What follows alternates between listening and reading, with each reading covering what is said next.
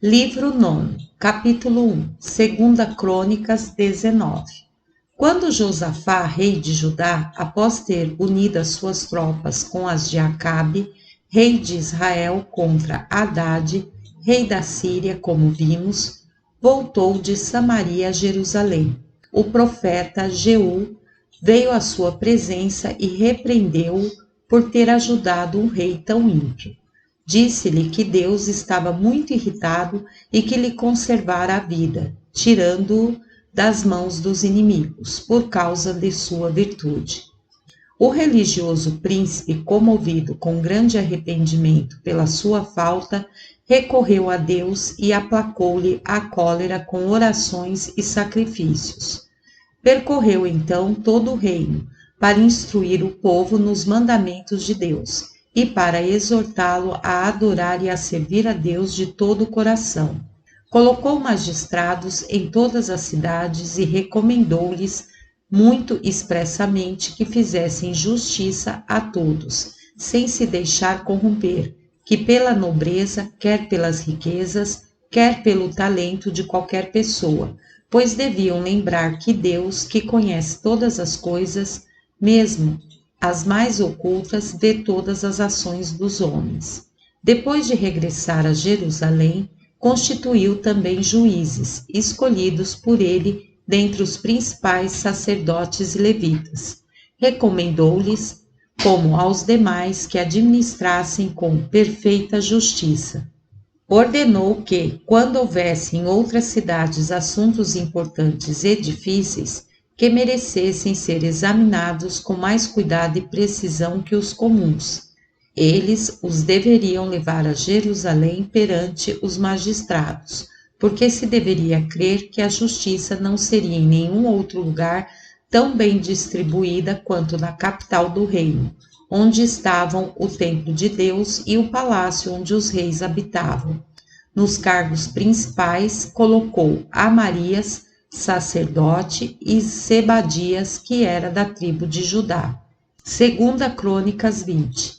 Nesse entretempo, os moabitas e os amonitas, unidos aos árabes, a quem haviam chamado em seu socorro, entraram com um grande exército nas terras de Josafá e acamparam a 300 estádios de Jerusalém, perto do lago Asfaltite, no território de Engedim, muito fértil em bálsamos e em palmeiras. Josafá, surpreendido que tivessem adentrado tanto o seu reino, mandou reunir no templo todo o povo de Jerusalém para rogar a Deus que o ajudasse contra tão poderosos inimigos e os castigasse pelo seu atrevimento. Disse-lhe com humildade que tinha o direito de esperar auxílio, porque ele mesmo dera ao seu povo a posse do país do qual aquelas nações os queriam expulsar, e quando os seus antepassados construíram e consagraram o templo em honra a ele. Eles puseram toda a sua confiança no auxílio dele, sem duvidar que ele lhes seria sempre favorável. O príncipe fez acompanhar essa oração com lágrimas, e o povo em geral, tanto os homens quanto as mulheres, fez o mesmo. Então o profeta Jaaziel adiantou-se e disse em voz alta, dirigindo-se ao rei e àquela grande multidão, que os seus votos haviam sido ouvidos. Deus combateria por eles e lhes daria vitória. Deveriam partir no dia seguinte para enfrentar o inimigo, até uma colina denominada Ziz, isto é, eminência, em hebreu, e que está entre Jerusalém e Engedim, pois ali os encontrariam. Não teriam necessidade de se servir das armas, porque seriam apenas espectadores do combate que Deus travaria. Ele mesmo, em favor deles, ante as palavras do profeta, o rei e todo o povo prostaram-se com o rosto em terra, deram graças a Deus e o adoraram. Os levitas, com acompanhamento de música, cantaram hinos em seu louvor. No dia seguinte, ao raiar do dia, o rei Josafá se pôs em campo, e quando chegou ao deserto que está abaixo da cidade de Tecoa, disse às tropas que não havia necessidade de combater, como num dia de luta, pois toda a sua força consistia em sua perfeita confiança no auxílio que Deus prometera por meio de seu profeta. Seria suficiente fazer marchar os sacerdotes com as suas trombetas e os levitas com seus cantores, para dar graças a Deus pela vitória alcançada e pelo triunfo já obtido sobre os inimigos. Essa ordem tão santa de tão piedoso rei foi recebida com respeito por todo o exército e rigorosamente executada. Deus infundiu então tal cegueira no espírito dos amonitas e dos povos que a eles se haviam juntado, que eles próprios se tomaram por inimigos e transportados de furor. Mataram-se uns aos outros com tanta animosidade e raiva que não restou um só com vida de todo aquele imenso número, e o vale onde isso ocorreu ficou juncado de cadáveres. Josafá, transbordando de alegria, deu graças a Deus por aquela vitória tão milagrosa, pois quem obteve a glória de conquistá-la não havia tomado parte nela nem corrido perigo algum. Ele permitiu depois que os soldados saqueassem o campo dos inimigos e despojassem os mortos. Levaram 3 dias inteiros para isso. Tão grande era o número de mortos e tantas as riquezas. No 4º dia, o povo reuniu-se num vale para cantar louvores a Deus e as maravilhas de seu poder. Por isso deu-se àquele lugar o nome de Vale dos Louvores, que conserva ainda hoje.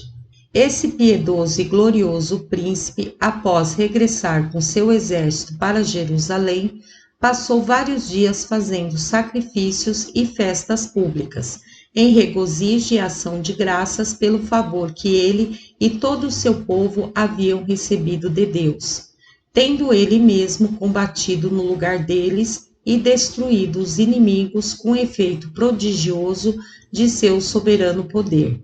A fama dessa vitória sobrenatural espalhou-se entre as demais nações, e não puderam elas duvidar de que esse grande soberano fosse particularmente querido de Deus. Conceberam um tão alto conceito de sua justiça e honestidade que a conservaram durante todo o resto de seu reinado. Como ele era amigo de Acasias, rei de Israel, filho de Acabe, equiparam juntos uma grande frota para navegar ao Ponto e à Trácia. Mas esses navios naufragaram, porque não eram grandes o suficiente para ser dirigidos, e assim eles abandonaram o projeto. 2 Reis 1. Vamos agora falar de Acasias. Ele sempre morou em Samaria, e foi tão mau quanto seu pai e o seu avô. Foi grande imitador da impiedade de Jeroboão, que por primeiro levou o povo a se afastar da adoração ao verdadeiro Deus. No 2º ano do reinado desse rei, jovem e mau, os moabitas recusaram-se a pagar-lhe o tributo que deviam a Acabe seu pai.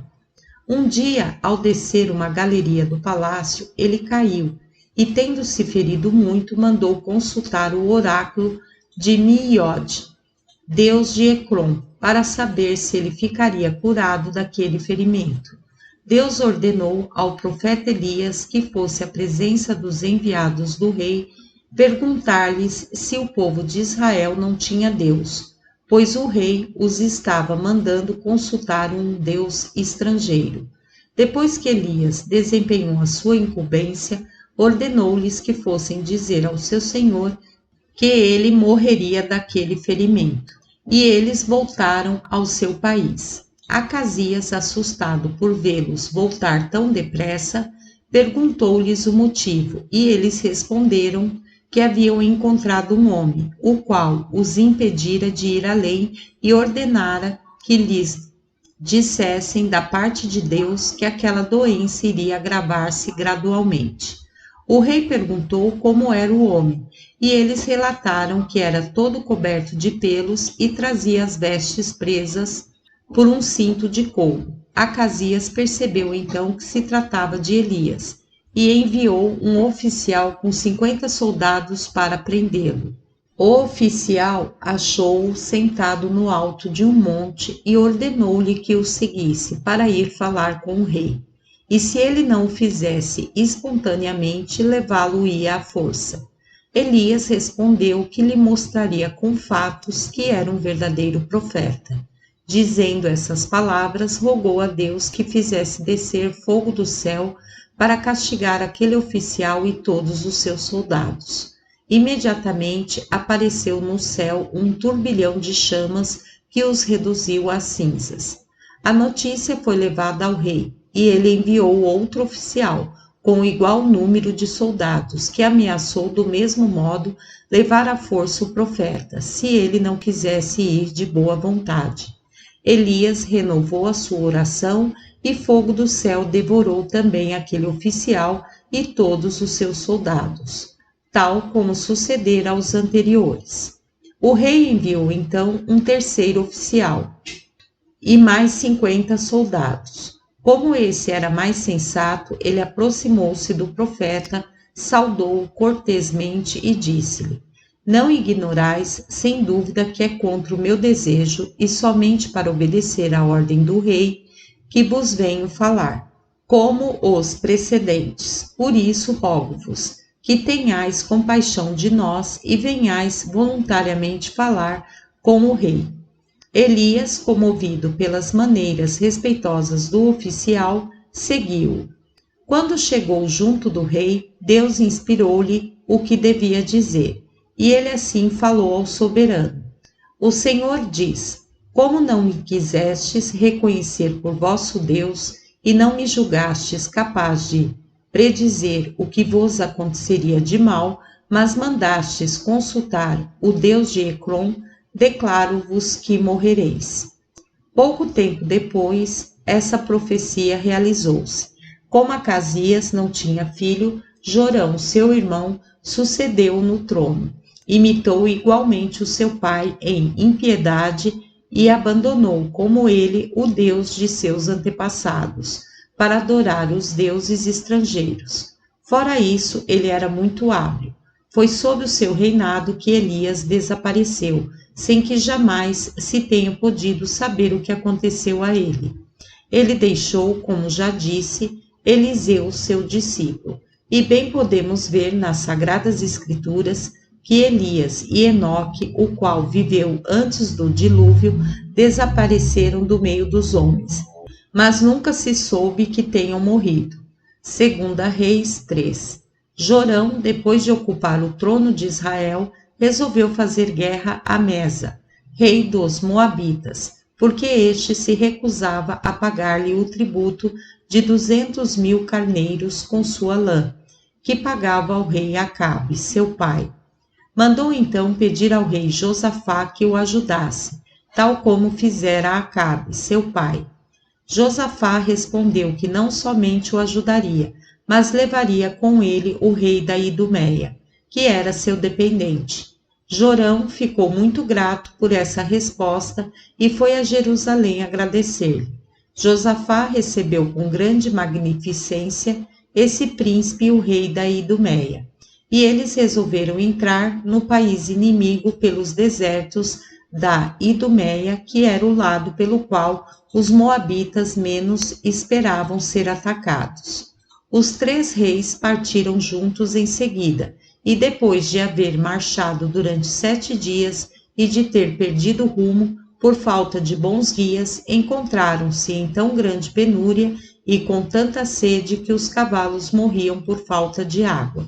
Como Jorão era de natureza impaciente, ele perguntava a Deus, murmurando contra ele, que mal haviam feito para entregar assim 3 reis nas mãos dos inimigos, sem combate. Josafá, que, ao contrário, era um príncipe muito religioso, consolava-o e indagou se não havia no exército algum profeta de Deus a quem pudessem consultar a respeito do que fazer em tal contingência. Um dos servidores de Jorão declarou ter visto Eliseu, filho de Safate, que era discípulo de Elias. Logo os 3 reis, por conselho de Josafá, foram procurá-lo em sua cabana, que ficava fora do acampamento, e pediram-lhe particularmente Jorão, que lhe revelasse o resultado daquela guerra. Ele respondeu ao príncipe que o deixasse descansar e fosse consultar os profetas de seu pai e de sua mãe, que também eram verdadeiros. Jorão insistiu e rogou-lhe que falasse, pois estava em jogo a vida de todos. Eliseu tomou então a Deus por testemunha e afirmou com juramento que só lhe responderia em consideração a Josafá, que era um príncipe justo e temente a Deus.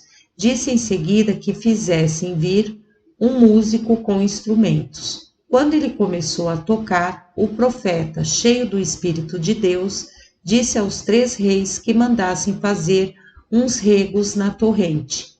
E eles veriam que, embora o ar permanecesse imóvel, sem vento algum e sem que caísse do céu uma gota de água, os regos ficariam cheios e forneceriam a eles e a todo o exército água para matar a sede.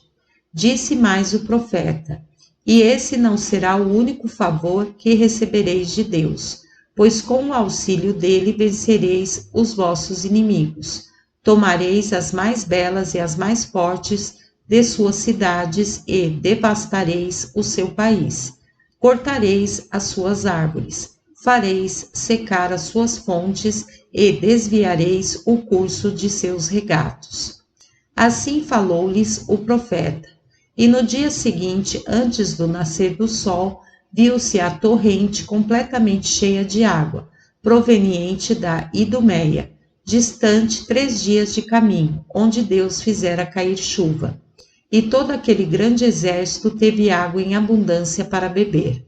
O rei dos Moabitas, ao saber que os 3 reis marchavam contra ele pelo deserto, reuniu todas as suas forças para enfrentá-los nas fronteiras de seu território, a fim de barrar-lhes a entrada. Mas quando ele chegou perto da torrente, o revérbero dos raios de sol na água fizeram-nas parecer vermelhas, e todas as tomaram por sangue, imaginando que o desespero causado pela sede fizera os inimigos matarem-se reciprocamente. Com essa falsa convicção, os moabitas pediram permissão ao seu rei para saquear o acampamento, e tendo-a obtido, partiram precipitada e desordenadamente, como quem tem certeza de encontrar presa fácil. Mas logo se viram rodeados de todos os lados pelos inimigos, que mataram parte deles e puseram o resto em fuga.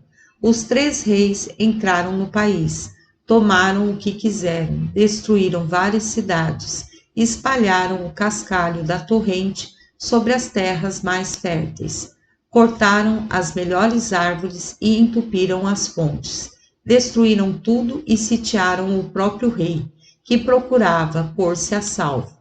Vivendo-se em perigo, o soberano tudo fizera para escapar, saiu da cidade com 700 homens escolhidos e tentou atravessar o campo inimigo do lado que ele julgava menos defendido. Mas isso não lhe foi possível e ele teve de voltar. O desespero então levou-o a fazer o que não se pode descrever sem horror. Ele tomou o príncipe, seu filho mais velho e sucessor, e sacrificou-o sobre as muralhas da cidade, à vista dos sitiantes. Tão terrível espetáculo comoveu os 3 reis, enchendo-os de tanta compaixão que, levados por um sentimento de humanidade, levantaram o cerco e cada qual voltou para o seu país. Josafá viveu muito pouco depois disso. Morreu em Jerusalém na idade de 60 anos, dos quais reinara apenas 25. Enterraram-no com a magnificência que merecia tão notável soberano e tão grande imitador das virtudes de Davi. Capítulo 2. 2 Crônicas 21. Josafá, rei de Judá, deixou vários filhos: Jeorão, que era o mais velho, sucedeu no trono, como ele havia ordenado. A mulher de Jeorão, como vimos, era irmã de Jorão, rei de Israel, filho de Acabe, que ao regressar da guerra contra os moabitas, levara Eliseu com ele para Samaria. Os feitos desse profeta são tão memoráveis que julguei dever relatá-los aqui, segundo o que está escrito nos livros santos. 2 Reis 4. A viúva de Obadias, mordomo do rei Acabe, veio dizer ao profeta que, não tendo meios de restituir o dinheiro que seu marido havia emprestado para alimentar os 100 profetas, que, como Eliseu devia saber, ele salvara da perseguição de Jezabel. Os credores queriam tomá-la como escrava e também aos seus filhos, e por causa dessa dificuldade em que se encontrava, recorria a ele para rogar que tivesse piedade dela. Eliseu perguntou-lhe se ela possuía alguma coisa. A mulher respondeu que só lhe restava um pouco de óleo. O profeta então mandou-lhe que tomasse emprestado dos vizinhos algumas vasilhas vazias, fechasse a porta do quarto e enchesse os vasos com óleo, com a firme confiança de que Deus os encheria a todos. Ela fez o que ele ordenou, e a promessa do profeta realizou-se. Ela foi logo contar-lhe o resultado. Ele disse-lhe então que vendesse o óleo, uma parte do dinheiro serviria para pagar as dívidas e o resto deveria ser guardado para sustentar os filhos. Assim, ele satisfez a pobre mulher e livrou-a da perseguição dos credores. 2 Reis 6. Eis um outro grande feito do profeta. Hadade, rei da Síria, pôs homens de emboscada para matar Jorão, rei de Israel, quando este fosse à caça. Mas Eliseu foi avisá-lo e impediu, assim que ele fosse morto. Hadade ficou encolerizado por ver frustrada a sua esperança, tanto que ameaçou matar todos os que havia encarregado daquela missão, pois tendo falado somente a eles, alguém devia tê-lo traído e avisado o inimigo. Um deles então protestou, dizendo que eram todos inocentes daquele crime e que o rei deveria entender-se com Eliseu, a quem nenhum de seus intentos era segredo, os quais o profeta referia a Jorão. Hadade aceitou essas razões e ordenou que procurassem saber em que cidade estava o profeta. Hadade soube que ele estava em Dota e para lá enviou um grande número de soldados, a fim de prendê-lo. Penetraram na cidade à noite para que ele não pudesse escapar. Porém o criado de Eliseu o soube e bem cedo, todo trêmulo, correu a contar ao profeta. Este, que confiava no socorro do alto, disse-lhe que nada temesse e rogou a Deus que o tranquilizasse, fazendo-lhe conhecer a grandeza de seu poder infinito. Deus o ouviu e permitiu que o servo contemplasse uma grande multidão de cavaleiros e carros amarrados, prontos para defender o profeta. Eliseu rogou a Deus também que cegasse de tal modo os sírios que eles nada pudessem ver. Deus consentiu e o profeta meteu-se no meio deles, perguntando a quem procuravam. Responderam que procuravam Eliseu, o profeta. Ele disse-lhes: se quiserdes seguir-me, levar-vos-ei até a cidade onde ele está.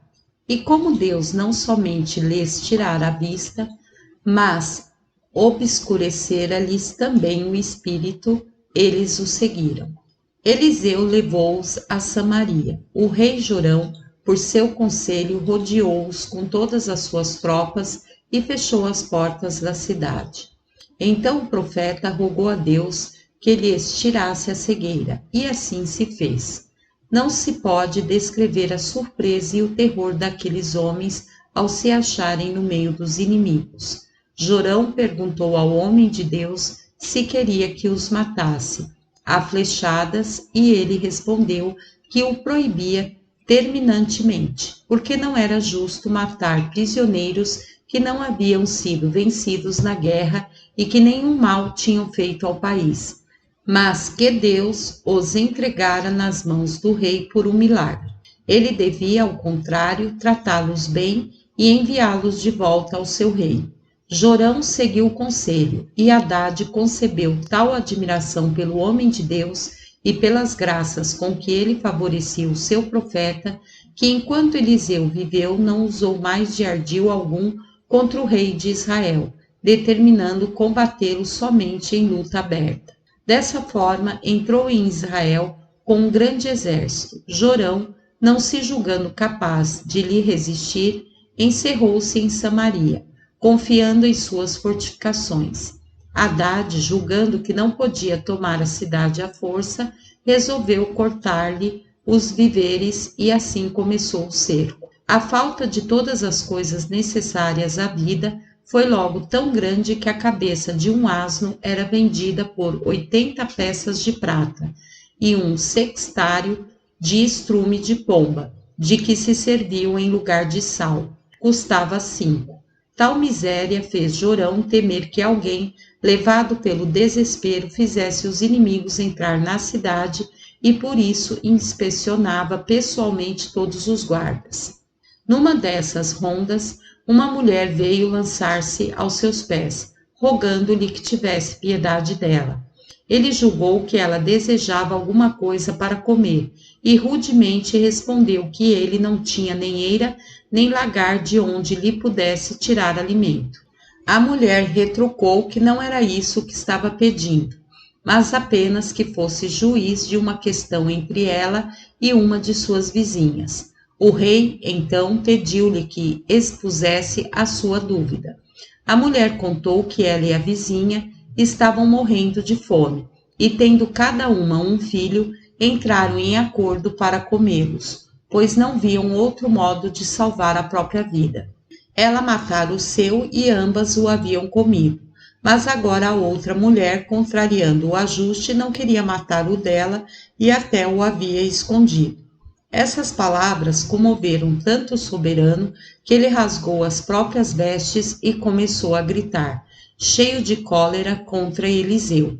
Determinou matá-lo, porque podendo o profeta obter de Deus, com as suas orações, o livramento de tantos males, se negava a pedi-lo.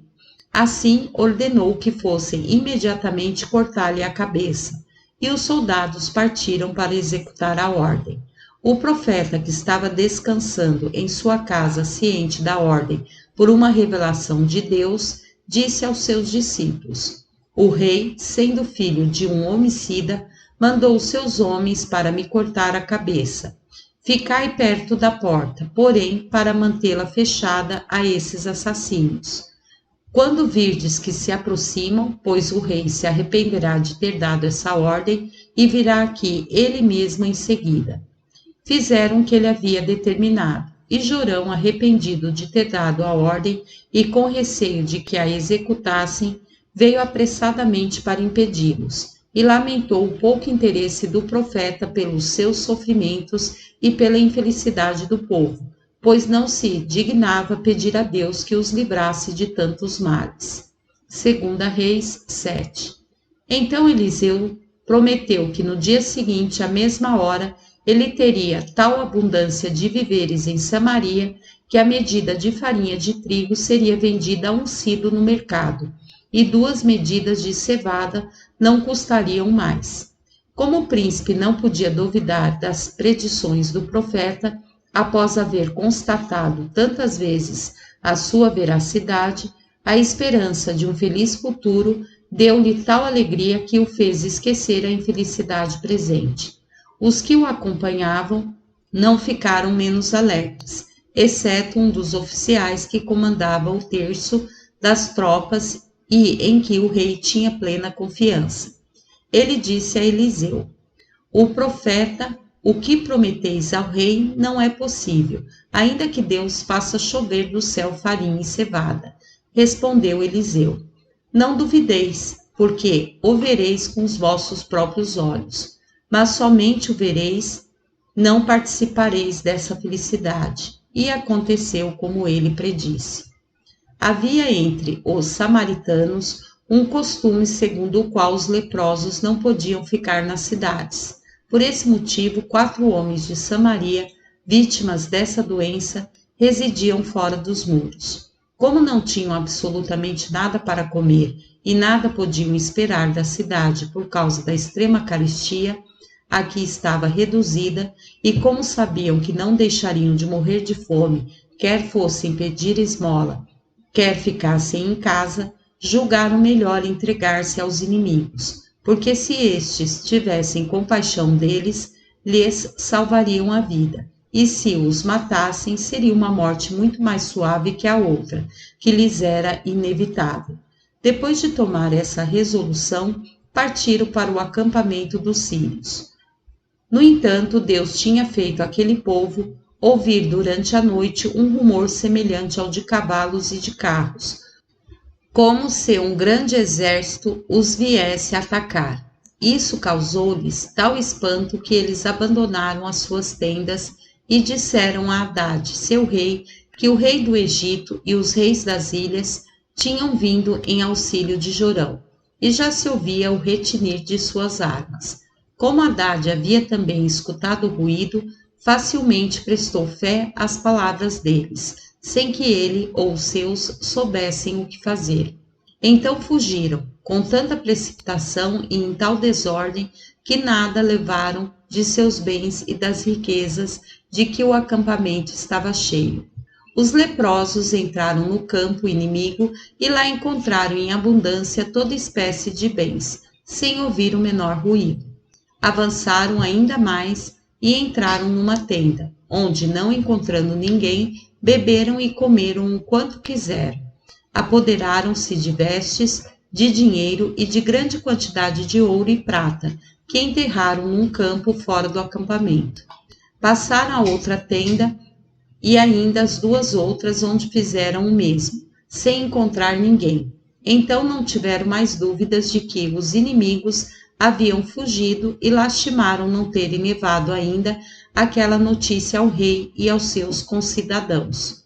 Por isso se apressaram e foram gritar às sentinelas que os inimigos se haviam retirado. As sentinelas avisaram o corpo da guarda mais próximo da pessoa do rei, que, ao tomar ciência do fato, reuniu em conselho seus chefes e servidores particulares, e disse-lhes que aquela retirada dos sírios era suspeita. Tinha motivo para temer que Hadad, ansioso por tomar a cidade pela fome, tivesse fingido retirar-se, a fim de que os sitiados fossem saquear o acampamento. Assim, ele voltaria de repente, cercá-los-ia de todas as partes, matando-os facilmente, e tomaria a cidade sem resistência alguma. Seu parecer era de que não se incomodassem com o que acontecera e continuassem como antes.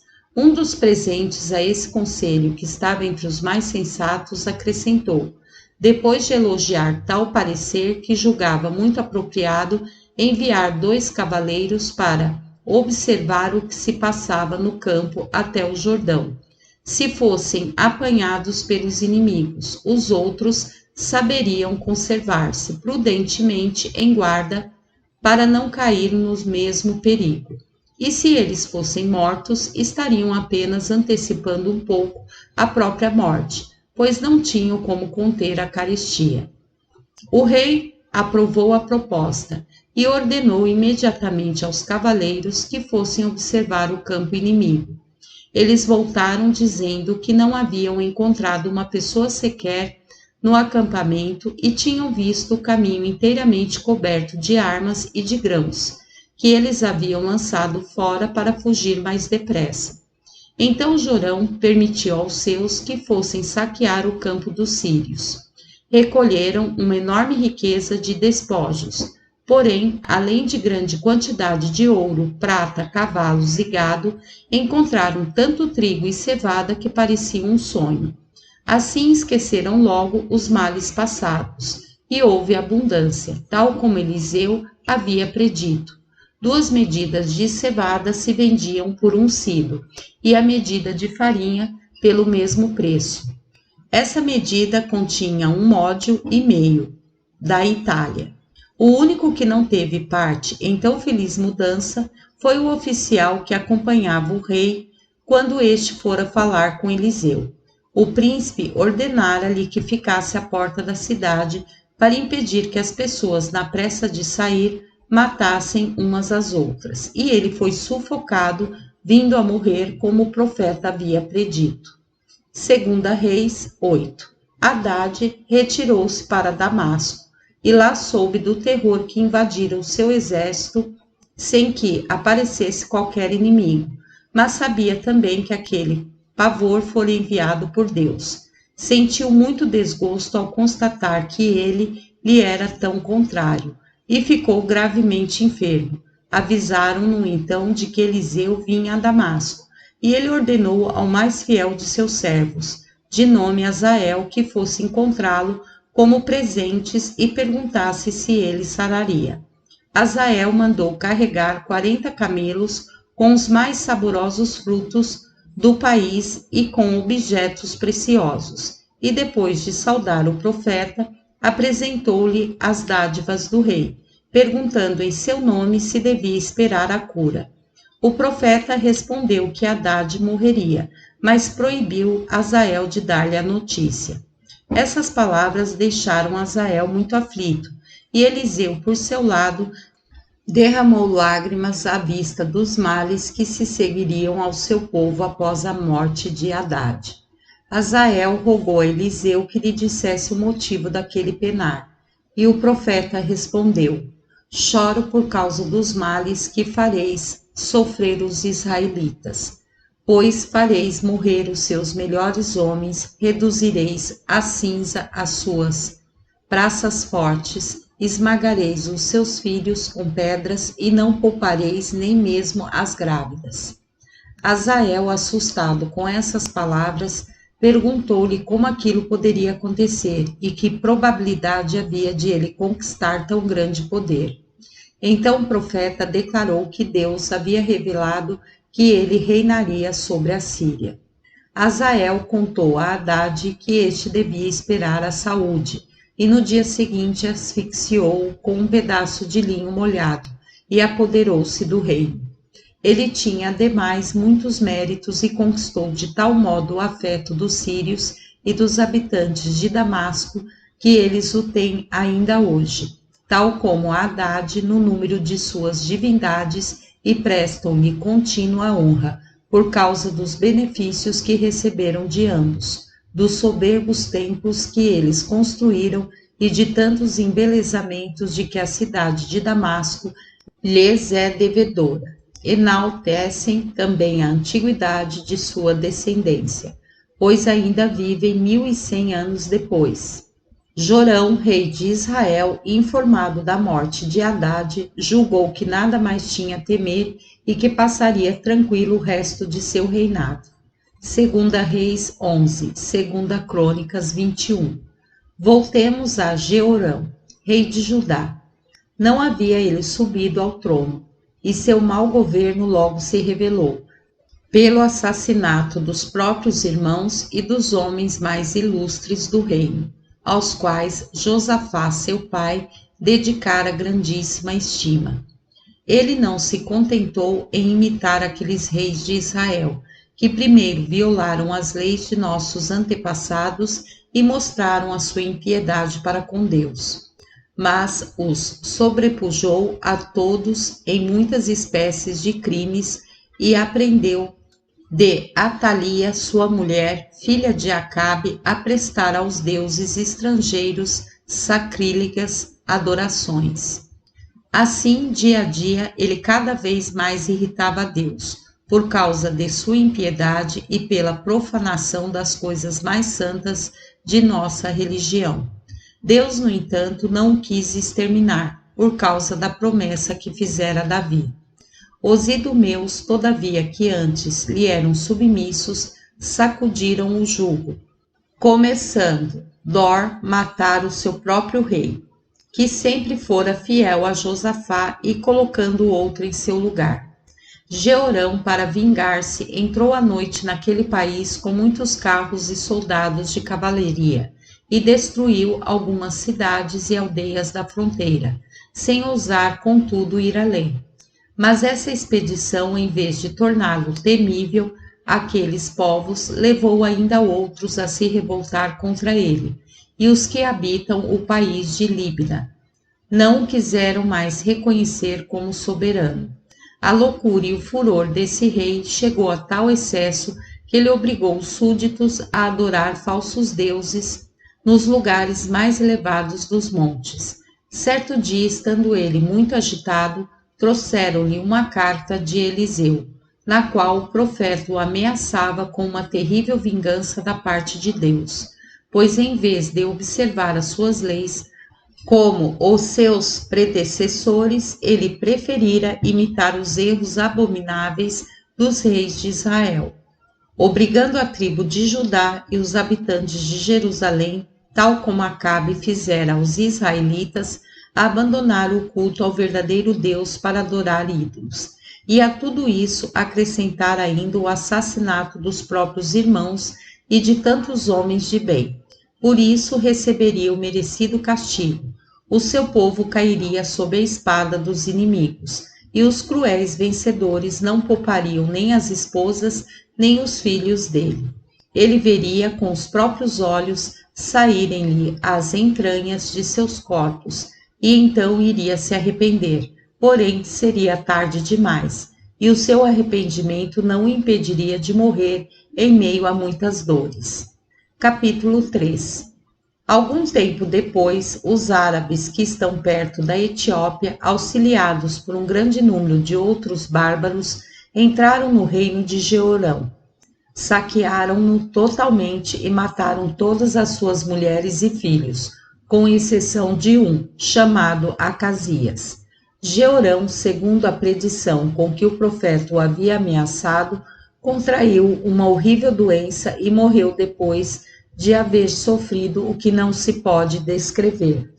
O povo, em vez de lastimá-lo, sentiu tal aversão por sua memória que, julgando-o indigno de receber qualquer honra, não quis que ele fosse enterrado no sepulcro de seus antepassados. E Deus assim o permitiu, segundo a minha opinião, para mostrar o horror que ele nutria pela impiedade desse soberano. Jeorão reinou 48 anos, e Acasias, seu filho, sucedeu. Capítulo 4. Jorão, rei de Israel, acreditando poder reconquistar a cidade de Ramote-Gileade, sitiou-a, depois da morte do rei da Síria, com grande exército, sendo ferido nesse acerco por uma flecha atirada por um sírio. Como o ferimento não era mortal, ele retirou-se para a cidade de Jezreel, a fim de tratar a ferida, deixando o cerco a cargo de Jeú, filho de Josafá, que comandava suas tropas. Esse general tomou a cidade num assalto, e Jorão resolveu continuar a guerra aos sírios logo que se tivesse curado do ferimento. Nesse mesmo tempo, o profeta Eliseu ordenou a um de seus discípulos que tomasse o óleo santo e fosse a Ramote consagrar Jeú, rei de Israel, e declarar-lhe que o fazia por ordem de Deus. Feito isso, o discípulo deveria se retirar em seguida como quem está fugindo, a fim de que ninguém fosse tido como suspeito de cumplicidade naquele ato. O discípulo encontrou Jeú assentado entre os seus oficiais, conforme dissera o profeta, e pediu para falar-lhe em particular. Jeú levantou-se e levou-o ao seu aposento. Ali o profeta derramou-lhe o óleo santo sobre a cabeça e disse-lhe: Deus vos consagra rei de Israel para vingar o crime cometido por Jezabel, quando, contra toda espécie de justiça, derramou o sangue dos profetas. Ele vos ordena que extermineis completamente a descendência de Acabe, bem como a de Jeroboão, a de Nabate, seu filho, e a de Baasa, por causa de sua impiedade. Terminando de falar essas palavras, o profeta retirou-se do quarto apressadamente. Jeú voltou para junto daqueles que havia deixado, perguntando eles o que viera fazer aquele homem, que parecia ter perdido o juízo. Ele respondeu: Tendes razão em falar assim, pois ele falou-me como um louco. A curiosidade de saber o que o homem dissera os fez insistir em que Jeú contasse o que se passara, e ele disse: revelou-me ele que a vontade de Deus é fazer-me rei. A essas palavras eles puseram seus mantos em terra, uns sobre os outros, para que Jeú se sentasse sobre eles, como em um trono, e o proclamaram rei ao som de trombetas. O novo soberano marchou em seguida com todo o exército para Jezreel, onde, como dissemos, o rei estava fazendo curar o seu ferimento. Acasias, rei de Judá, filho de sua irmã, tinha vindo visitá-lo. Jeú, para surpreender Jorão e não falhar em sua empresa, pediu a todos os soldados que, se quisessem dar uma prova de que o haviam escolhido de boa mente para rei, impedissem que Jorão soubesse de sua chegada. Capítulo 5. O exército de Jeú obedeceu com alegria a essa ordem e ocupou de tal modo as estradas que iam a Jezreel, que era impossível avisar o rei de sua chegada. Jeú, sobre o seu carro, acompanhado pelo melhor de sua cavalaria, marchou para a cidade. Quando já estava perto, a sentinela avisou que via aproximar-se um grupo de cavaleiros. O rei ordenou a um dos seus que fosse verificar quem eram. O cavaleiro foi a Jeú e disse-lhe que o rei o mandava para saber como iam as coisas no exército. Jeú respondeu-lhe que não se devia impressionar e que o seguisse. A sentinela, vendo que o cavaleiro, em vez de voltar, tinha se reunido ao grosso dos cavaleiros, foi avisar Jorão, que mandou um segundo, ao qual Jeú também reteve. A sentinela avisou Jorão novamente, e então ele subiu ao carro acompanhado por Acasias, rei de Judá, para ver ele mesmo o que se passava. Jeú marchava vagarosamente. Jorão alcançou-o no campo de Nabote e perguntou-lhe se tudo ia bem no exército. Jeú, em vez de responder, perguntou-lhe como se podia vangloriar de ter por mãe uma feiticeira e uma mulher sem honra. Essas palavras fizeram Jorão ver claramente que Jeú havia tramado a sua ruína. E ele disse ao rei Acasias: fomos traídos. Ao mesmo tempo, girou o carro para voltar à cidade, mas Jeú deteve com uma flechada, que lhe atravessou o coração e o fez cair morto fora do carro. E lembrando-se de ter ouvido o profeta Elias dizer ao rei Acabe, pai de Jorão, que ele e toda a sua geração morreria no mesmo lugar em que injustamente se insurgira contra Nabote, ordenou Abidcar, general de um terceiro grupo de suas tropas, que lançasse o corpo de Jorão nas terras de Nabote. E assim a profecia realizou-se. Temendo receber o mesmo tratamento que Jorão, o rei Acasias desviou seu carro para tomar outro caminho. Jeú perseguiu-o até uma pequena colina, onde lhe desferiu também uma flechada que o feriu. Acasias desceu do carro, montou num cavalo e fugiu a todo galope até a cidade de Megido, onde morreu em consequência do ferimento. Levaram seu corpo a Jerusalém, onde ele foi enterrado, após haver reinado somente 1 ano e mostrado que era muito pior que seu pai. Capítulo 6. Quando Jeú fez a sua entrada em Jezreel, a rainha Jezabel veio a uma janela para vê-lo chegar. Estava adornada e bem vestida, e disse ao vê-lo aproximar-se: eis o fiel servidor que assassinou seu senhor. A essas palavras, Jeú ergueu os olhos, perguntou quem ela era e mandou que descesse. Ela não quis fazê-lo, e ele então ordenou aos eunucos que estavam com ela que a atirassem para baixo. Os homens obedeceram, e a miserável princesa, caindo, espatifou-se de tal modo sobre as pedras do calçamento que elas ficaram manchadas com o seu sangue.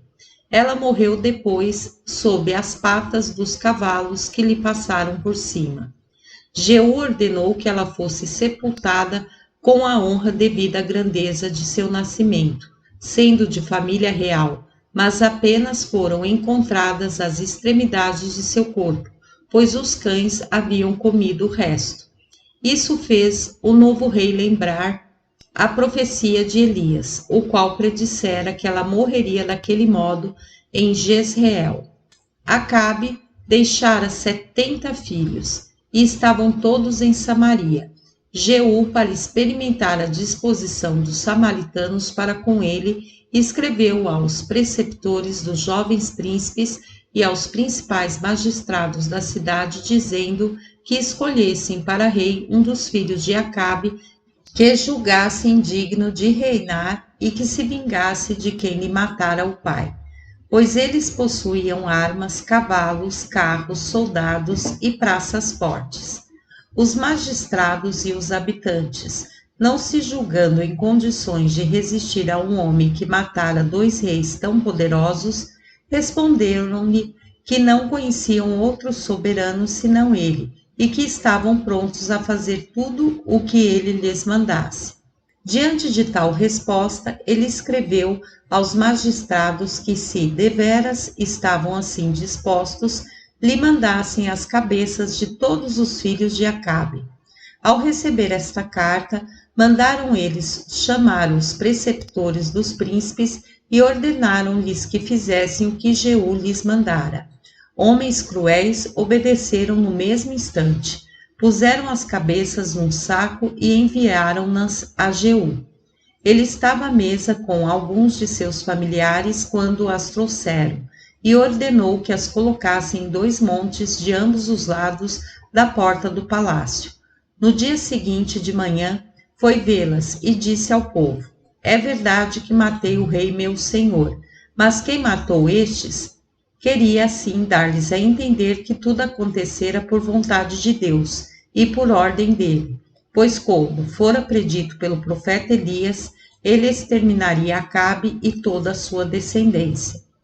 Mandou em seguida matar todos os parentes de Acabe, que ainda estavam vivos, e depois partiu para Samaria. Encontrou pelo caminho 42 parentes de Acasias, rei de Judá, e perguntou-lhes para onde iam. Responderam que iam saudar Jorão, rei de Israel, e Acasias, o rei que estava com ele, pois não sabiam que ele havia matado ambos. Jeú mandou prendê-los e os fez morrer também. Logo depois, Jonadab, que era um homem de bem, e seu velho amigo, veio procurá-lo, e louvou por haver fielmente cumprido as ordens de Deus, exterminado toda a descendência de Acabe. Jeú disse-lhe que subisse ao seu carro para acompanhá-lo a Samaria e ter a satisfação de constatar que ele não perdoaria a um só dentre os maus, mas faria passar a fio de espada todos os falsos profetas e sedutores do povo, que o levavam a abandonar a Deus para adorar falsas divindades, pois nada poderia ser mais agradável a um homem de bem como ele que ver sofrerem os ímpios o castigo que merecem. Jonadab obedeceu, subiu ao carro e foi com ele a Samaria. Jeú continuou a procurar e a matar todos os parentes de Acabe, e para impedir que algum dos profetas dos deuses falsos daquele príncipe pudesse escapar, serviu-se de um ardil.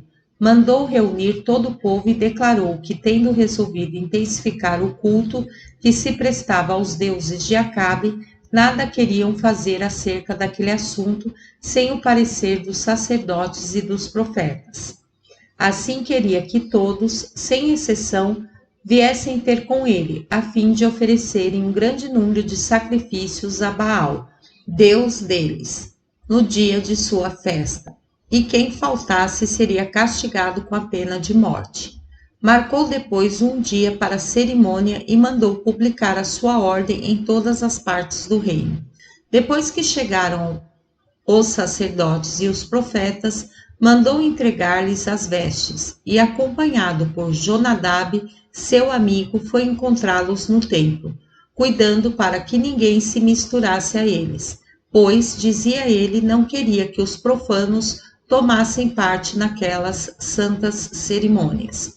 Quando os profetas e os sacerdotes estavam se preparando para oferecer os sacrifícios, ele ordenou a 80 de seus guardas de toda a confiança que os matassem a todos, a fim de vingar com a morte deles o desprezo que por tanto tempo manifestaram para com a religião de seus antepassados, e ameaçou-os de morte também, caso poupassem um só deles. Os guardas executaram rigorosamente a ordem recebida, e também, por ordem do rei, atearam fogo ao palácio real, a fim de purificar Samaria das muitas abominações e sacrilégios ali cometidos.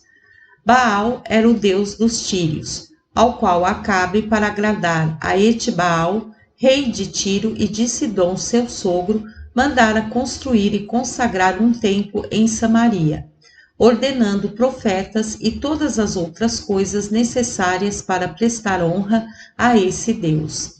Jeú permitiu, no entanto, que os israelitas continuassem a adorar os bezerros de ouro, embora Deus tivesse isso como coisa muito desagradável.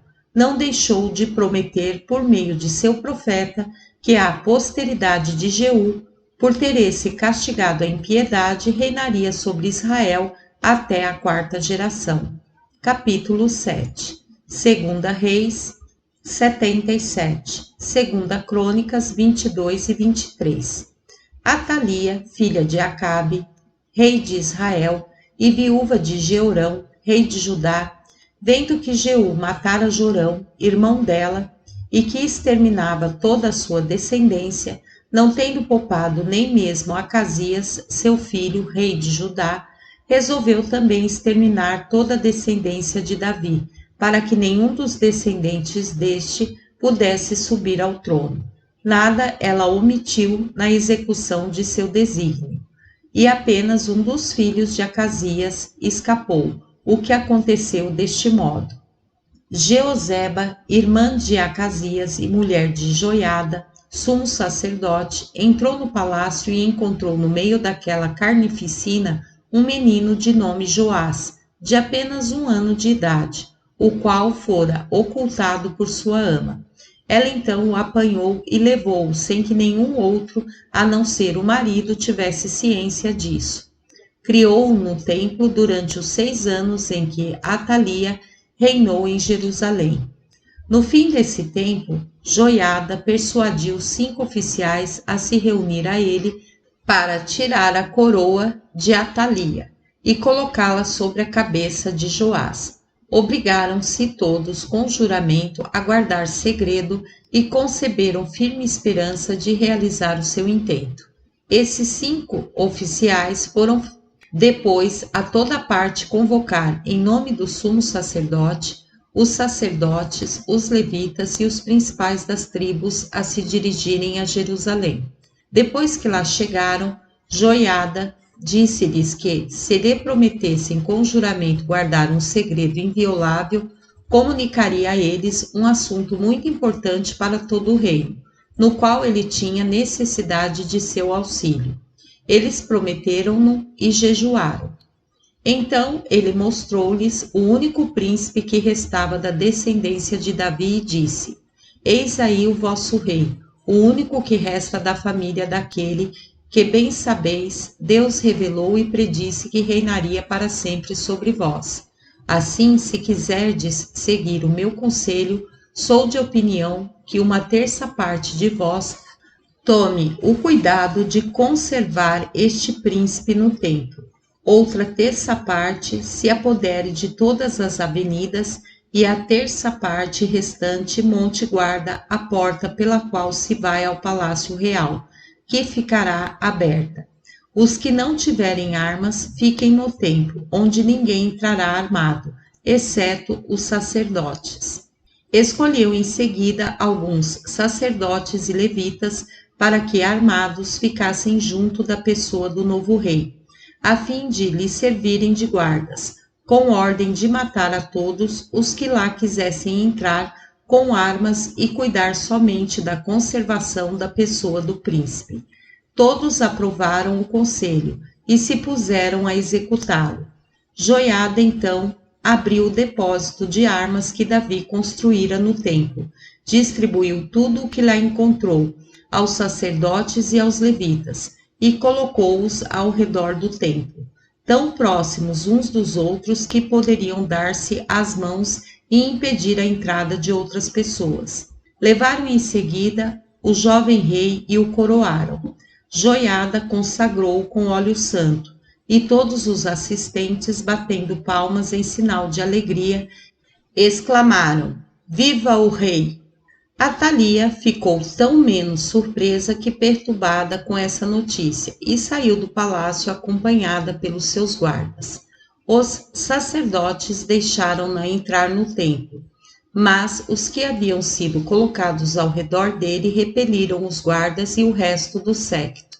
Quando a altiva princesa viu o jovem príncipe sentado no trono e com a coroa na cabeça, rasgou as próprias vestes e ordenou que matassem aquela criança, da qual se estavam servindo para organizar uma revolta contra ela e usurpar o reino. Joiada, em oposição, ordenou aos oficiais de que falamos que a agarrassem e a levassem à torrente de Cedron, para que lá recebesse o castigo merecido, pois não se deveria macular o templo com o sangue de tão detestável pessoa. Acrescentou que matassem também imediatamente qualquer um que se pusesse a defendê-la. Executou-se em seguida a ordem. Quando ela estava fora da porta por onde saíam as cavalgaduras do rei, mataram-na. Depois de tão grande mudança, Joiada mandou reunir no templo todos os que estavam armados, bem como o povo, e os fez jurar que serviriam fielmente o novo rei, velariam pela sua conservação e trabalhariam pelo progresso do reino. Obrigou Joás a prometer de sua parte, também com juramento, que prestaria a Deus a honra que lhe era devida, e jamais violaria as leis outorgadas por Moisés. Todos correram em seguida ao templo de Baal, que Atalia e seu marido, o rei Jeorão, haviam feito construir para agradar o rei Acabe, em detrimento do Deus verdadeiro e todo-poderoso, e o derrubaram, arrasando-o completamente. Mataram ainda Matá, que nele era o sacerdote. Joiada, segundo a determinação do rei Davi, entregou a guarda do templo aos sacerdotes e aos levitas, determinando que 2 vezes por dia oferecessem a Deus sacrifícios solenes, como a lei o mandava, acompanhados de incensação, e escolhessem algum dos levitas para guardar as portas do templo, para só deixarem entrar quem estivesse purificado. Depois que o sumo sacerdote assim dispôs todas as coisas, levou do templo para o palácio real o jovem príncipe, acompanhado por aquela grande multidão. Puseram-no sobre o trono, as aclamações de júbilo renovaram-se, e como não havia ninguém que não se julgasse feliz, porque a morte de Atalia lhe causava grande tranquilidade, toda a cidade de Jerusalém passou vários dias em festas e banquetes. O jovem rei, cuja mãe se chamava Zíbia, era da cidade de Berseba, e tinha então, como já dissemos, apenas 7 anos. Foi muito religioso e zeloso das leis de Deus durante o tempo em que Joiada viveu e desposou por conselho deste 2 mulheres, das quais teve filhos e filhas. Capítulo 8. Azael, rei da Síria, fez guerra a Jeú, rei de Israel, e devastou todo o país que as tribos de Ruben, Gade e metade da de Manassés ocupavam, além do Jordão. Sem que Jeú pensasse em impedi-lo, saqueou também as cidades de Gileade e de Bazã, incendiou tudo e não poupou nenhum dos que lhe caíram nas mãos. Esse infeliz rei de Israel, cujo zelo aparente havia sido mera hipocrisia, desprezou as leis de Deus por um orgulho sacrílego. Reinou 28 anos e Joacás, seu filho, sucedeu. Segunda Reis 12, Segunda Crônicas 24. Como a conservação do templo fora inteiramente negligenciada sob o reinado de Jeorão, de Acasias e de Atalia, Joás, rei de Judá, resolveu restaurá-lo e ordenou a Joiada que enviasse levitas a todo o reino para obrigar os súditos a contribuir cada qual com meio cido de prata. Joiada julgou que o povo não daria de boa mente essa contribuição e assim não cumpriu a ordem. Joás, no 23º ano de seu reinado, declarou-lhe que o considerava malvado e ordenou-lhe que fosse mais cuidadoso no futuro e provesse a restauração do templo. O sumo sacerdote então imaginou um meio de obrigar o povo a contribuir de boa vontade.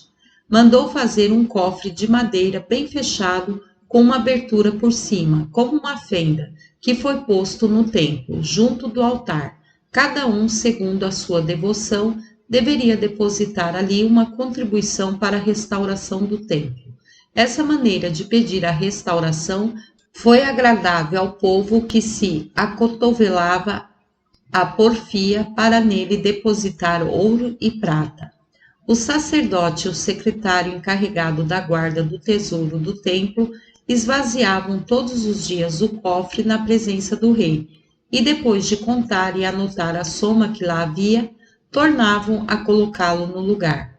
Quando já havia dinheiro suficiente, o sumo sacerdote e o rei mandavam vir os operários e o material necessário. Terminada a obra, empregaram o restante do ouro e da prata, que era em grande quantidade, para fazer as taças, os copos e outros vasos próprios para o serviço divino. Não se passava um dia em que não se oferecesse a Deus um grande número de sacrifícios. Observou-se essa praxe com rigor durante todo o tempo em que o sumo sacerdote viveu. Ele morreu na idade de 130 anos e o sepultaram no túmulo dos reis, tanto por causa de sua rara probidade, quanto por haver ele conservado a coroa na família de Davi. Logo o rei Joás e a sua imitação, os principais do país, se esqueceram de Deus. Entregaram-se a toda sorte de impiedade e pareciam ter prazer em calcar aos pés a religião e a justiça. Deus repreendeu-os severamente por meio dos profetas, que lhes mostraram o quanto ele estava irritado contra eles. Mas eles estavam tão empedernidos no pecado que nem as ameaças, nem o exemplo dos horríveis castigos que seus antepassados haviam sofrido por caírem nos mesmos crimes, os trouxeram de volta ao cumprimento do dever. Tanto cresceu o seu frenesi que Joás, esquecendo os favores que devia à joiada, mandou apedrejar Zacarias no próprio templo pelo fato de este, por inspiração divina, havê-lo exortado na presença de todo o povo a agir com justiça no futuro e por ameaçá-lo com grandes castigos, caso continuasse no pecado. Zacarias era filho de Joiada e lhe sucedera no cargo de sumo sacerdote. Esse santo homem, ao morrer, tomou a Deus por testemunha de como o príncipe, em recompensa ao salutar serviço que lhe prestava e também pelo trabalho de seu pai, fora injusto e cruel a ponto de fazê-lo morrer daquele modo. Deus não tardou muito tempo em castigar esse tão grande crime. Azael, rei da Síria, entrou com um grande exército no reino de Joás. Ele tomou, saqueou e destruiu a cidade de Gate e sitiou Jerusalém. Joás foi tomado de tal medo que, para se ver livre desse grande perigo, lhe entregou todos os tesouros do templo, bem como os dos reis, seus predecessores, e todos os presentes oferecidos a Deus pelo povo. Isso contentou a ambição daquele soberano, que levantou o cerco e retirou-se. Mas Joás não pôde evitar o castigo que merecia. Foi vítima de uma grave enfermidade e os amigos de Zacarias o mataram no leito, para vingar a morte do amigo e do filho de um homem cuja memória era tida em tão grande veneração. O mau príncipe tinha então 47 anos. Enterraram-no em Jerusalém, porém não no sepulcro dos reis, porque não foi julgado digno disso. Capítulo 9. Segunda Reis 14. Segunda Crônicas 25. Amazias sucedeu a Joás, seu pai no reino de Judá. No reino de Israel, Jeoacás já havia sucedido a Jeú, seu pai.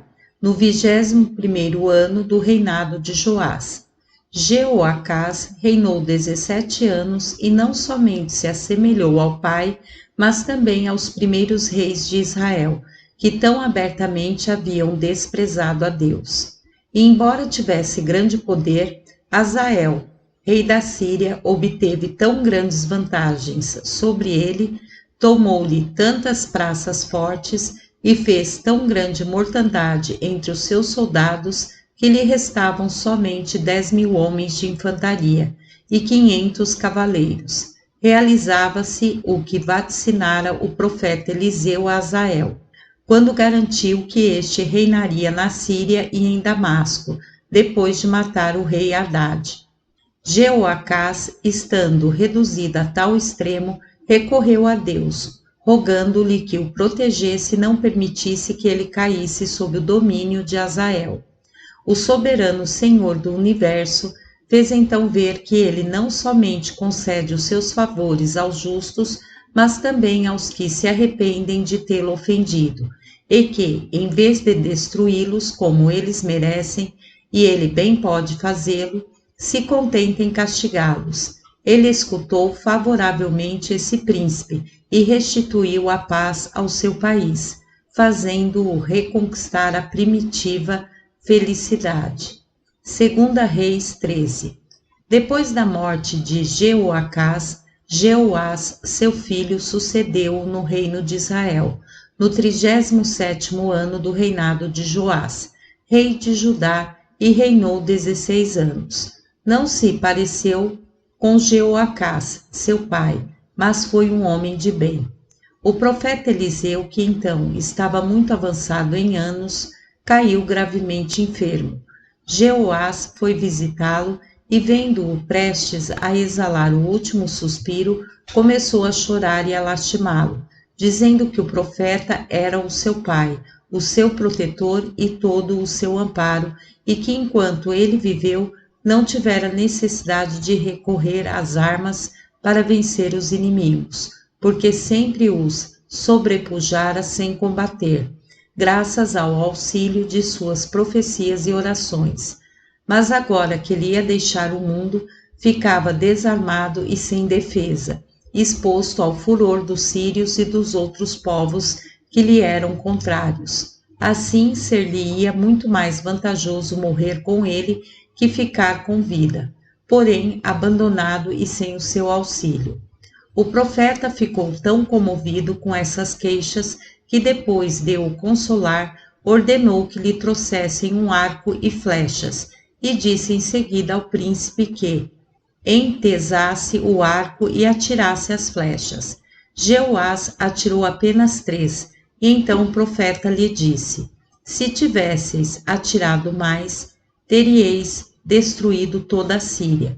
Como, porém, vos contentastes em atirar somente 3, vencereis os sírios somente em 3 combates, e reconquistareis somente as cidades que eles tiraram de vossos antecessores. Eliseu, pouco depois de assim falar, morreu. Era um homem de eminente virtude e visivelmente ajudado por Deus.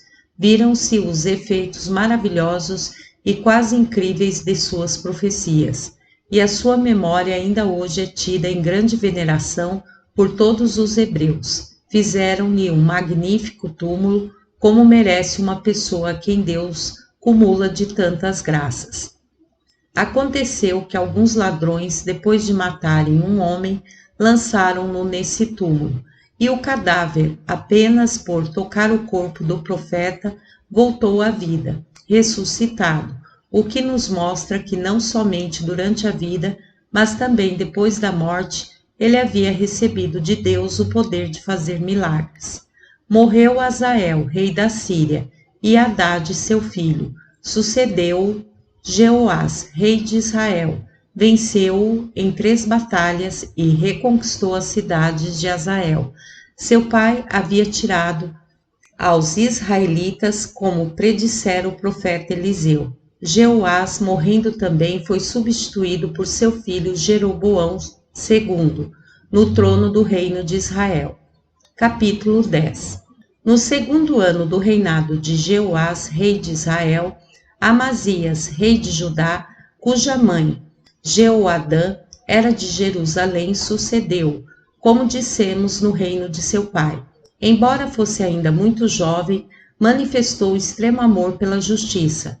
Começou seu reinado vingando a morte de seu pai e não perdoou aos que, declarando-se amigos dele, o haviam tão cruelmente assassinado. Porém, não causou mal algum aos seus filhos, porque a lei proíbe castigar os filhos pelos pecados dos pais. Resolveu fazer guerra aos amalequitas, aos idumeus e aos gabalitanos, e recrutou para esse fim, em seus territórios, 300.000 homens, os mais jovens com cerca de 20 anos. Deu-lhes chefes e mandou 100 talentos de ouro a Jeoás, rei de Israel, a fim de que o ajudasse com 100.000 homens. Segunda Reis 14, Segunda Crônicas 25.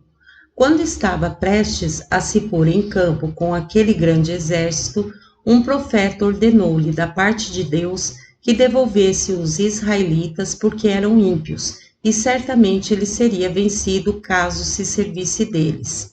Ao passo que, com o auxílio de Deus, as suas próprias forças lhe seriam suficientes para derrotar os inimigos. Isso o surpreendeu e deixou-o aborrecido, porque já entregaram o dinheiro combinado para a manutenção da tropa.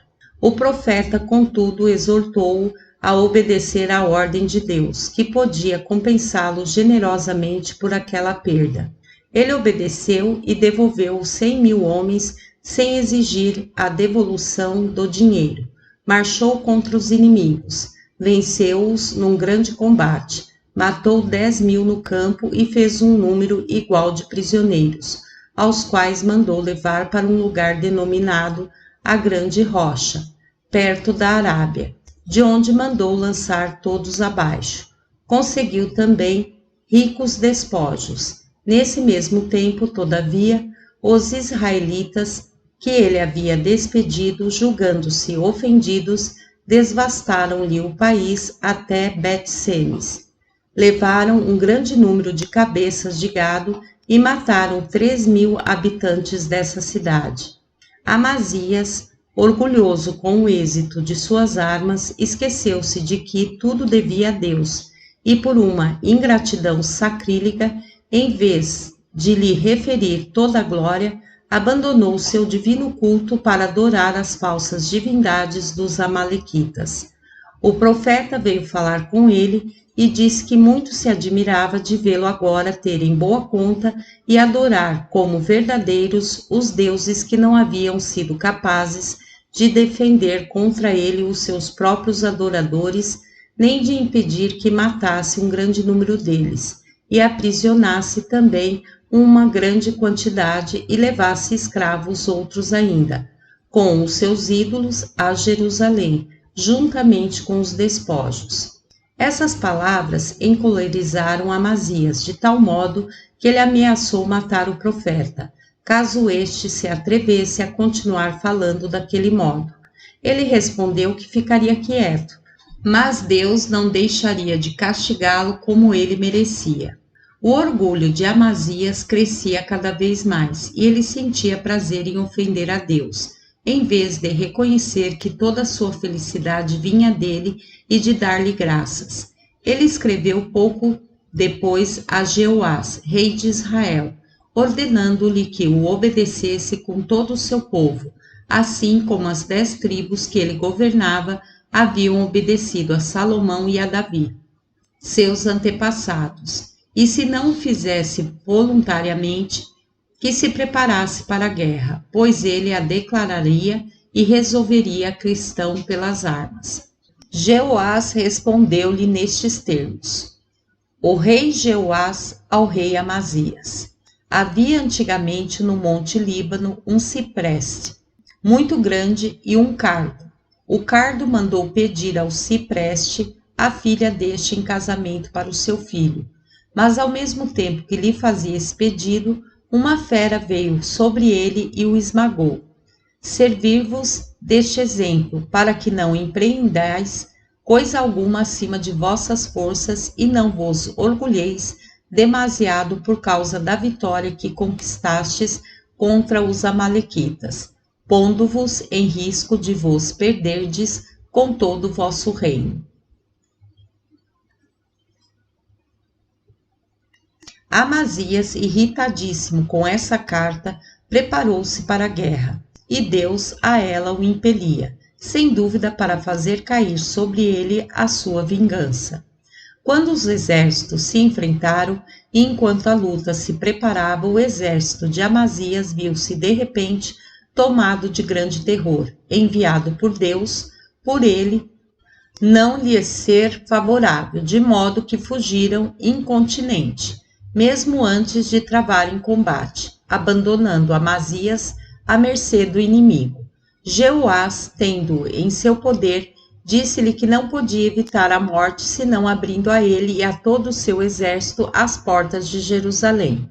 O desejo de salvar a própria vida fez com que ele persuadisse os habitantes da cidade a aceitar aquela condição. Jeoás, depois de abater 400 côvados das muralhas da cidade, entrou triunfante sobre o seu carro na capital do reino, seguido por todo o seu exército, tendo Amazias perto de si como prisioneiro. Ele carregou todos os tesouros que estavam no templo e todo o ouro e toda a prata que encontrou no palácio do rei. Deu liberdade a Amazias e voltou a Samaria. Isso aconteceu no 14º ano do reinado de Amazias. Vários anos depois, esse infeliz príncipe, vendo que os próprios amigos tramavam contra ele, fugiu para a cidade de Laquis. Mas isso não o salvou. Eles o perseguiram e o mataram, levando seu corpo a Jerusalém, onde foi enterrado com as cerimônias ordinárias das homenagens aos reis. Eis de que modo terminou miseravelmente os seus dias, no 20º ano de seu reinado, que foi o 54º de sua vida, castigado como merecia por haver desprezado a Deus e abandonado a verdadeira religião para adorar os ídolos. Uzias, seu filho, sucedeu-o. Capítulo 11. 2 Reis 14. No 15º ano do reinado de Amazias, rei de Judá, Jeroboão II sucedeu a Jeoás, seu pai, no reino de Israel, e durante os 40 anos em que ele reinou, sempre teve, tal como seus predecessores, sua residência em Samaria. Nada se poderia acrescentar à impiedade desse soberano e à sua inclinação para a idolatria, que o levou a fazer coisas extravagantes, atraindo sobre o seu povo males infinitos. O profeta Jonas predisse-lhe que ele venceria os sírios e levaria os limites do reino até a cidade de Amate, do lado norte, e até o lago Asfaltite, do lado sul, que eram os antigos limites da terra de Canaã, fixados por Josué. Jeroboão II, animado por essa profecia, declarou guerra aos sírios e conquistou todo o país, conforme Jonas havia predito, do qual se tornaria senhor. Como prometi narrar sincera e fielmente tudo o que está escrito nos livros santos, não devo passar em silêncio o que eles referem acerca desse profeta. Deus ordenou a Jonas que fosse anunciar aos habitantes de Nínive, grande e poderosa cidade, que o império da Assíria, de que era capital, seria destruído. Essa ordem pareceu-lhe perigosa a ponto de ele decidir não a executar, como se pudesse esconder-se dos olhos de Deus. Ele embarcou em Jope, a fim de fugir para a Cilícia.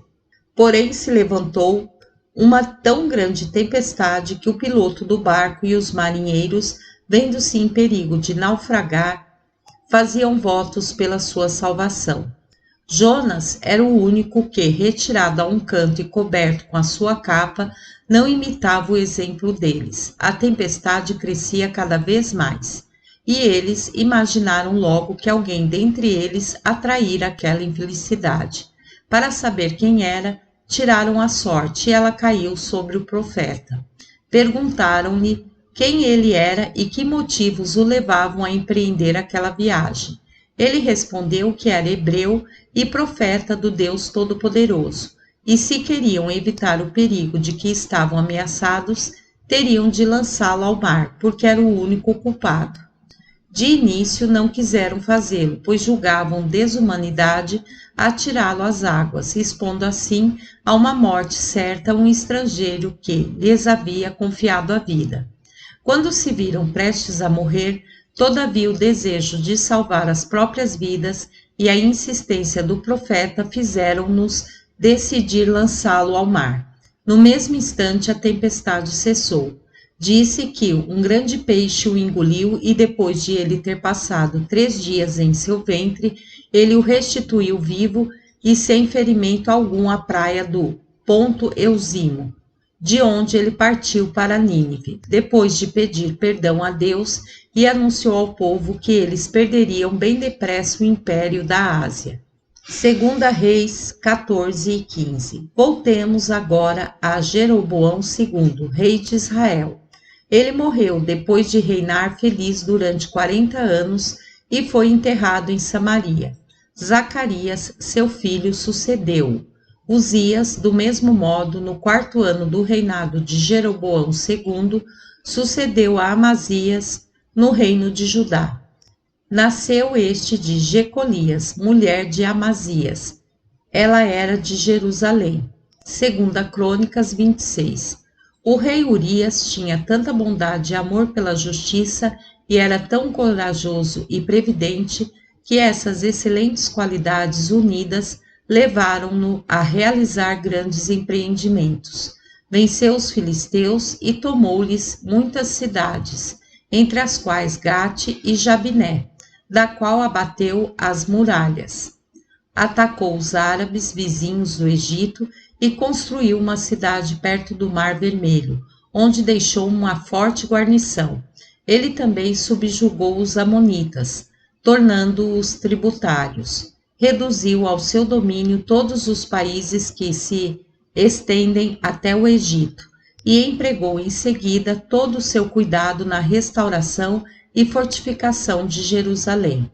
Mandou consertar e refazer as muralhas, que estavam em muito mau estado, pela incúria de seus predecessores, inclusive aquele espaço de 400 côvados que Joás, rei de Israel, mandara derrubar ao entrar triunfante na cidade. Após aprisionar o rei Amazias, mandou também reedificar várias torres com altura de 150 côvados e construiu fortificações nos lugares mais afastados da cidade. Fez ainda vários aquedutos. Ele criava um número enorme de cavalos e de gado, porque a região é rica em pastagens. Como amava muito a agricultura, mandou plantar uma grande quantidade de árvores frutíferas e toda espécie de plantas.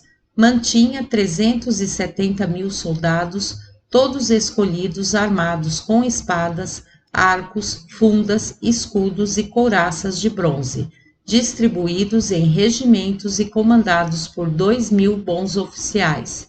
Mandou também fazer uma grande quantidade de máquinas de atirar pedras e dardos, grandes ganchos e instrumentos semelhantes, próprios para os ataques e as guerras. O orgulho de tão grande prosperidade envenenou o espírito do soberano e corrompeu-o de tal modo que esse poder passageiro e temporal o fez desprezar o poder eterno e subsistente de Deus. Não observou mais as suas santas leis e, em vez de continuar a praticar a virtude, procedeu à imitação do pai na impiedade, entregando-se ao crime. Assim, os seus felizes empreendimentos e a glória de tantas ações beneméritas só serviram para destruí-lo e para fazer ver o quanto é difícil aos homens conservar a moderação na prosperidade. No dia de uma festa solene, ele revestiu-se dos paramentos sacerdotais e entrou no templo para oferecer a Deus as incensações no altar de ouro. O sumo sacerdote Azarias, acompanhado por 80 sacerdotes, correu e disse-lhe que aquilo não era permitido. Proibiu-lhe passar além e ordenou que saísse para não irritar a Deus com aquele incrível sacrilégio. Uzias ficou de tal modo encolerizado que o ameaçou de morte, bem como a todos os outros sacerdotes, se não permitisse que ele fizesse o que desejava. Mal pronunciou essas palavras, sentiu-se um terrível tremor de terra. O alto do templo abriu-se, e um raio de sol feriu o ímpio rei no rosto. No mesmo instante ele ficou coberto de lepra. O mesmo tremor de terra dividiu também em dois, num lugar próximo da cidade de nome Heroge, o monte que está voltado para o ocidente, do qual uma metade foi levada a 4 estádios dali, contra outro monte, que está voltado para o levante, o que barrou toda a estrada principal e cobriu de terra os jardins do rei. Os sacerdotes, vendo o rei coberto de lepra, imaginaram facilmente a causa. Disseram que aquele castigo era um sinal visível da justiça de Deus, e ordenaram que ele saísse da cidade. A sua extrema confusão tirou-lhe a ousadia de resistir, e ele obedeceu. Assim foi castigado pela sua impiedade para com Deus e pela temeridade que o levara a se elevar acima da sua condição humana. Ele passou algum tempo fora da cidade, onde viveu como um homem qualquer, enquanto Jotão, seu filho, dirigia os destinos da nação. Urias morreu de desgosto por ver-se reduzido àquele estado. Tinha 68 anos, dos quais reinara 52. Foi enterrado em seus jardins em um sepulcro separado, e Jotão sucedeu-o. 2 Reis 15. Quanto a Zacarias, rei de Israel, ele reinava havia apenas 6 meses, quando Salum, filho de Jabes, assassinou e usurpou o trono. Mas Salum desfrutou somente 1 mês do governo que tão grande crime lhe ortogara.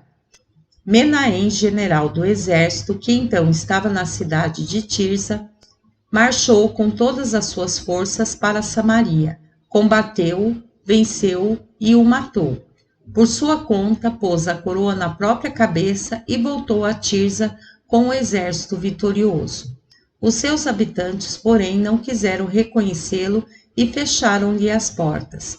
Então ele devastou toda a área, tomou a cidade à força e matou todos os seus habitantes, não poupando nem mesmo as crianças. Desse modo foi cruel contra a sua própria nação, tanto que não se teria coragem de agir assim nem mesmo para com os bárbaros. E ele não procedeu com maior humanidade durante os 10 anos de seu reinado em Israel.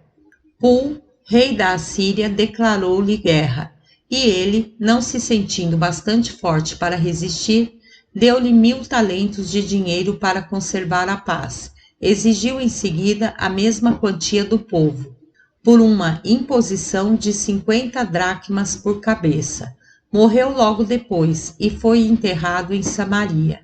Pecaías, seu filho, sucedeu, e não herdou menos a sua crueldade que o trono, porém reinou somente 2 anos.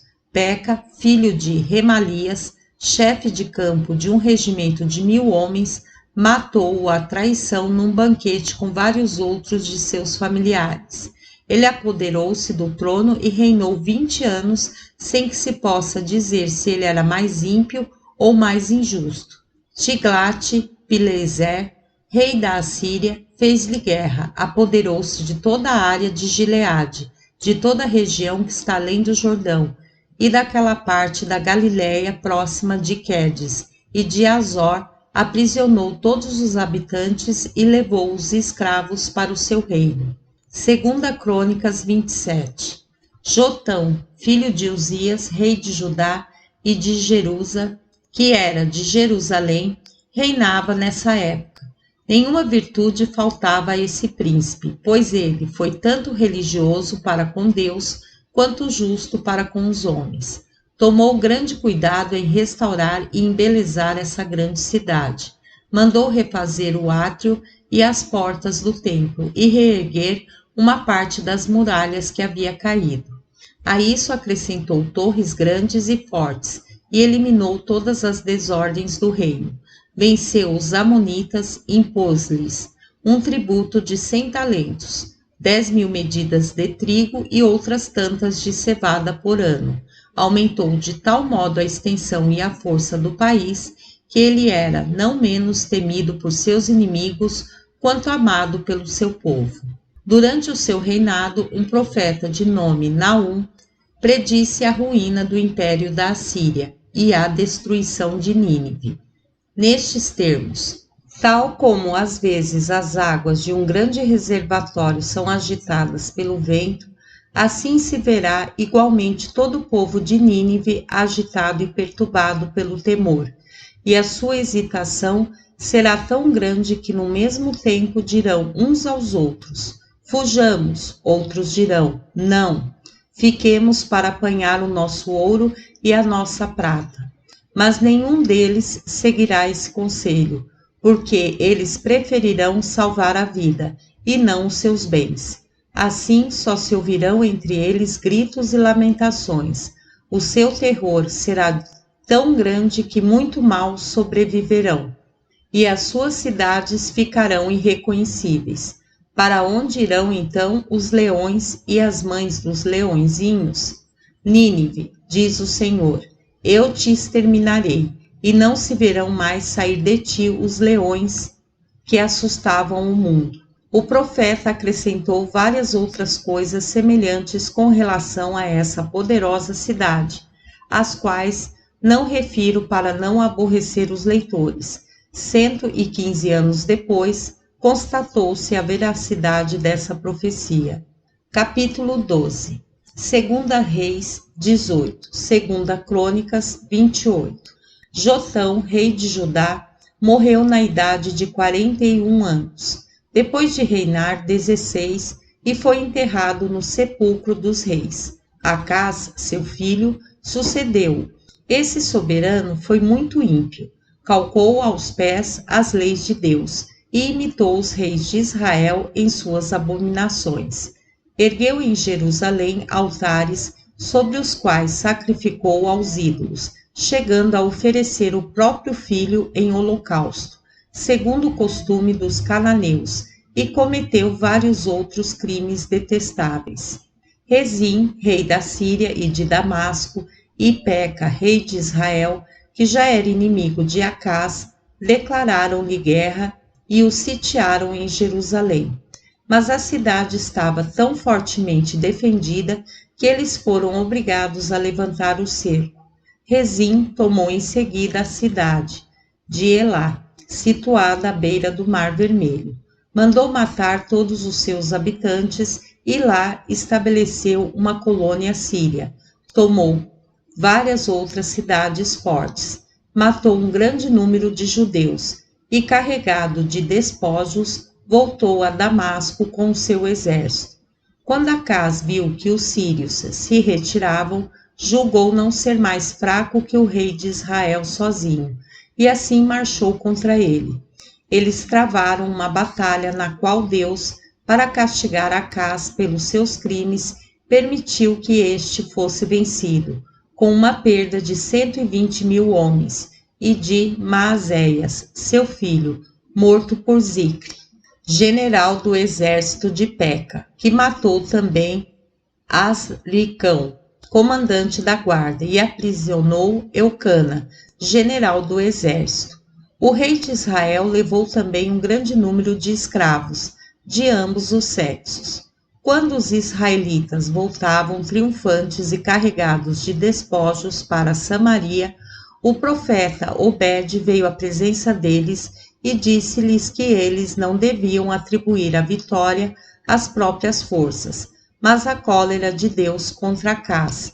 Censurou-os acremente porque, não se contentando com a sua felicidade, atreviam-se a levar tantos prisioneiros que, sendo pessoas da tribo de Judá e de Benjamim, tinham a sua origem no mesmo sangue que eles. Disse-lhes ainda que, se eles não os pusessem em liberdade, Deus os castigaria severamente.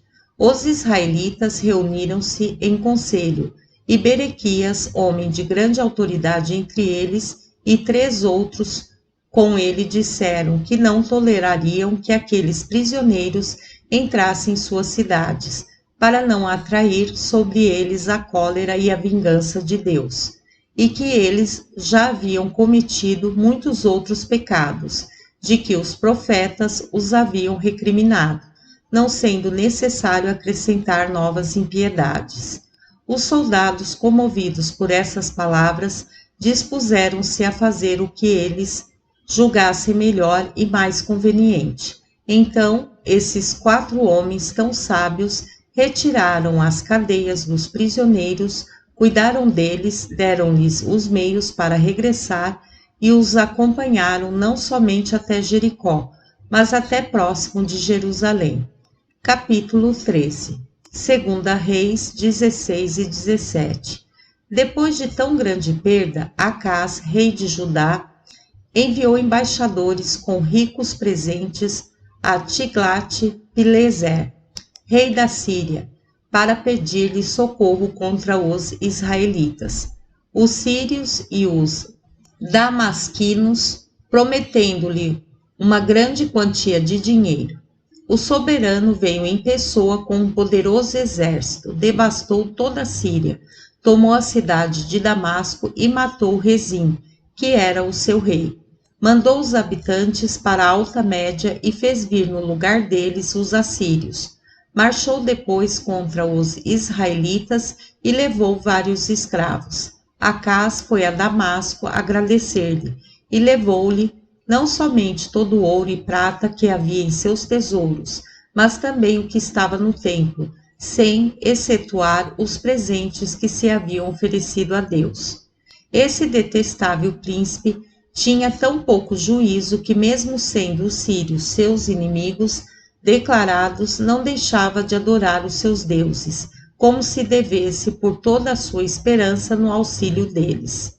Quando ele viu, porém, que eles haviam sido derrotados pelos assírios, passou a adorar os deuses dos vencedores. Não havia falsa divindade que ele não estivesse pronto a reverenciar, no lugar do verdadeiro Deus, o Deus de seus pais, cuja cólera ele havia atraído sobre si e era a causa de todos os seus males. A sua impiedade chegou ao cúmulo de não se contentar em despojar o templo de todos os seus tesouros, mas mandou mesmo fechá-lo, a fim de que lá não se pudesse adorar ao verdadeiro Deus, com os sacrifícios solenes que se costumavam oferecer. E depois de haver irritado com tantos crimes, morreu na idade de 36 anos, dos quais reinou 16. Deixou Ezequias, seu filho, como sucessor. Nesse mesmo tempo, Peca, rei de Israel, foi morto à traição por Oséias, um de seus mais fiéis servidores, que usurpou o reino e reinou 9 anos. Oséias era um homem ímpio e muito mau. Salmaneser, rei da Assíria, fez-lhe guerra e não teve dificuldade em vencê-lo e impor-lhe um tributo, porque Deus lhe era adverso. 2 Reis 18, 2 Crônicas 29, 30 e 31. No 4º ano do reinado do rei Oséias, Ezequias, filho de Acás e de Abi, a qual era de Jerusalém, sucedeu no reino de Judá. Como já dissemos, esse príncipe era um homem de bem, tão justo e religioso que desde o princípio do reinado julgou nada poder fazer de melhor para si e para os seus súditos que restaurar o culto a Deus. Reuniu para isso todo o povo, os sacerdotes e os levitas, e falou-lhes: não podeis ignorar os males que sofrestes por causa dos pecados do rei meu pai, desde que ele deixou de prestar a Deus a soberana honra que lhe é devida, e pelos crimes que vos fez cometer, persuadindo-vos a adorar os falsos deuses que ele adorava. Assim experimentastes os castigos que seguem a impiedade. Exorto-vos a renunciar a tudo isso, a purificar as vossas almas da sordidez que as desonra e a vos unirdes aos sacerdotes e aos levitas para abrirmos o templo do Senhor, purificá-lo com solenes sacrifícios e restaurá-lo à sua primitiva magnificência, pois é o meio de aplacarmos a cólera de Deus e de torná-lo novamente favorável a nós. Depois de o rei haver falado, os sacerdotes abriram o templo, purificaram-no, prepararam os vasos sagrados e puseram as ofertas sobre o altar, segundo o costume de seus antepassados. Ezequias ordenou em seguida que todo o povo de seu território viesse a Jerusalém, a fim de ali celebrar a festa dos Asmós, que fora abandonada havia muitos anos, pela impiedade dos reis, seus predecessores. Seu zelo foi além.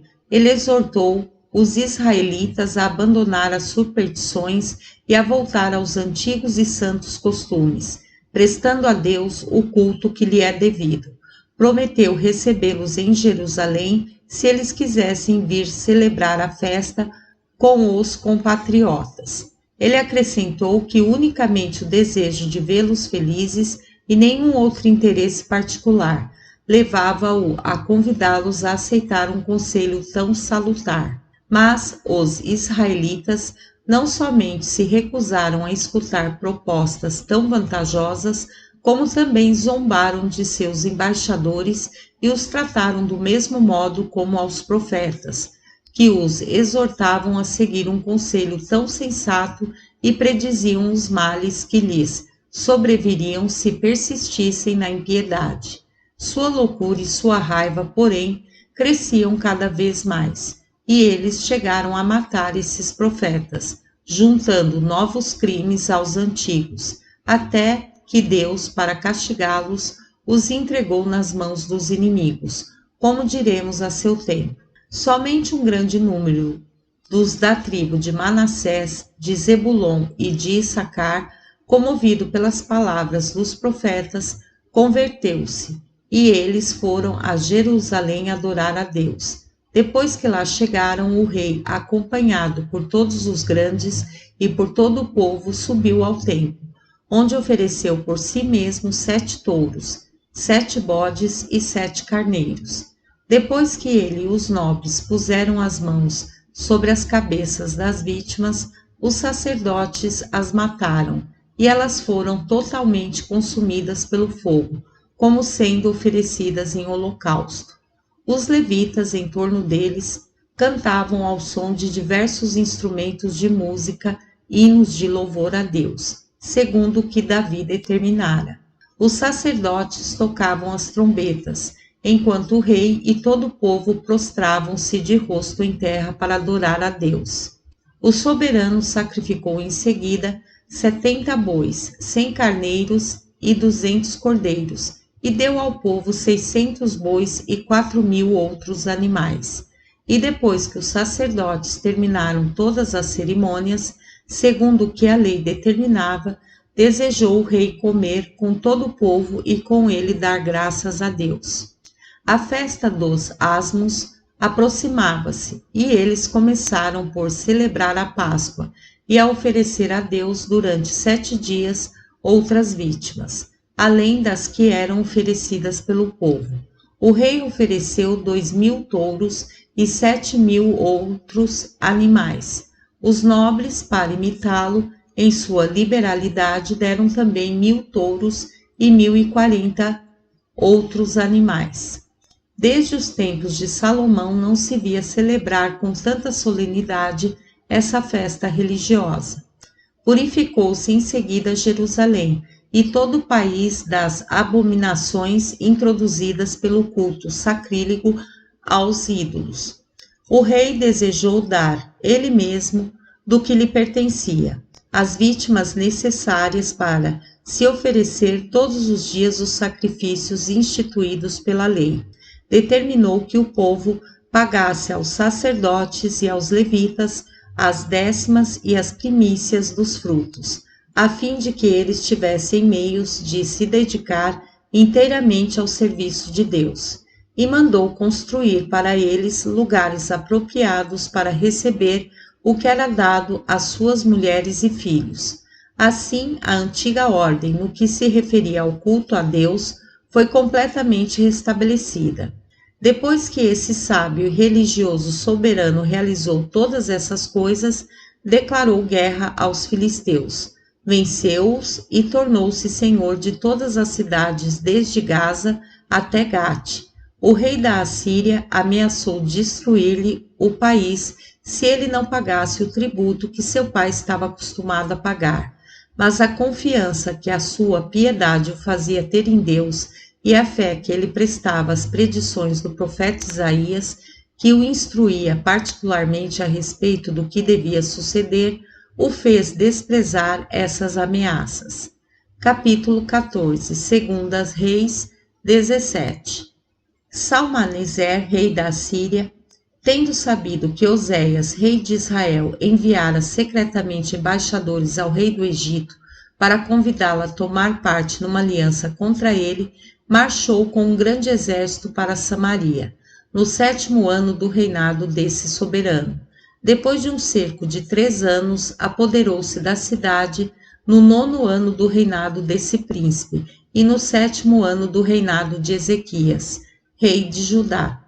Salmaneser aprisionou Oséias, destruiu inteiramente o reino de Israel e levou todo o povo como escravo para a Média e para a Pérsia.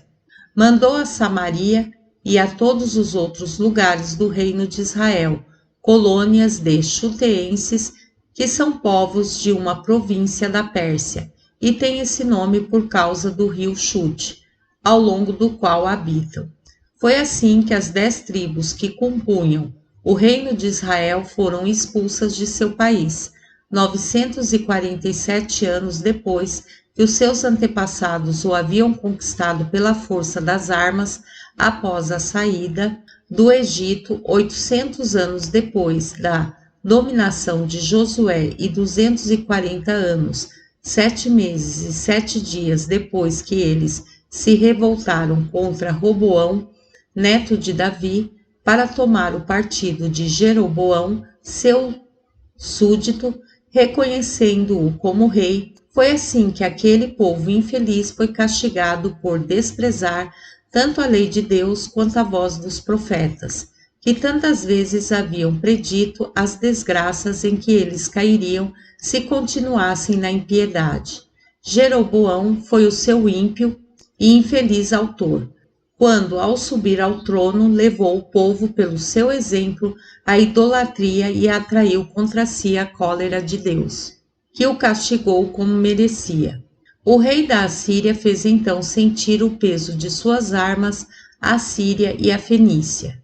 Faz-se menção dele nos anais dos Tírios, porque ele lhes fez guerra durante o reinado de Eluleu, seu rei, como narra Menandro na História dos Tírios, que foi traduzida para o grego. Eis como ele fala: Eluleu reinou 36 anos, e os giteenses revoltaram-se, e ele partiu contra eles com uma esquadra e os reduziu à sua obediência. O rei da Assíria enviou também um exército contra eles e apoderou-se de toda a Fenícia. Tendo feito a paz, voltou ao seu país. Pouco tempo depois, as cidades de Arsé, da antiga Tiro e várias outras quebraram o jugo dos tírios para se entregar ao rei da Assíria. Como os tírios eram os únicos que não se queriam submeter a ele, enviou contra eles 60 navios que os fenícios haviam equipado e nos quais havia 800 remadores. Os tírios foram com 12 navios ao encontro dessa frota. Dispersaram-na, fizeram 500 prisioneiros e granjearam reputação de valentes por essa vitória.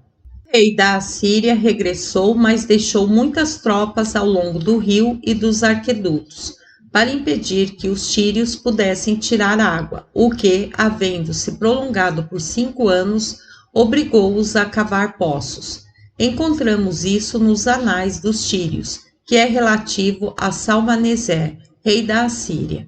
Esses novos habitantes de Samaria, que se chamavam chuteenses, Por razão que já explicamos, eram de 5 nações diferentes, tendo cada uma um Deus particular, e eles continuaram a adorá-los, como faziam em seu país.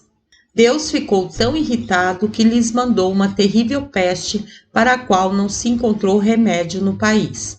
Eles foram então avisados por um oráculo que adorassem ao Deus verdadeiro e todo-poderoso, e ele os livraria. Mandaram então pedir logo ao rei da Assíria que lhes mandassem alguns dos sacerdotes hebreus que estavam prisioneiros. O soberano concordou, e eles os instruíram na lei de Deus. Prestaram-lhes as honras devidas e logo a peste cessou. Esses povos, a que os gregos chamam samaritanos, continuam ainda hoje na mesma religião e mudam com relação a nós segundo a diversidade dos tempos, pois quando a nossa situação é boa, eles declaram que nos consideram irmãos, porque sendo uns e outros descendentes de José, temos a nossa origem no mesmo ramo. Quando a sorte nos é contrária, eles dizem que não nos conhecem e que não são obrigados a nos amar, pois vindo nós de um país tão afastado para se estabelecer naquele em que eles habitam, nada tem de comum conosco. Mas é necessário deixarmos esse assunto para um outro momento mais conveniente.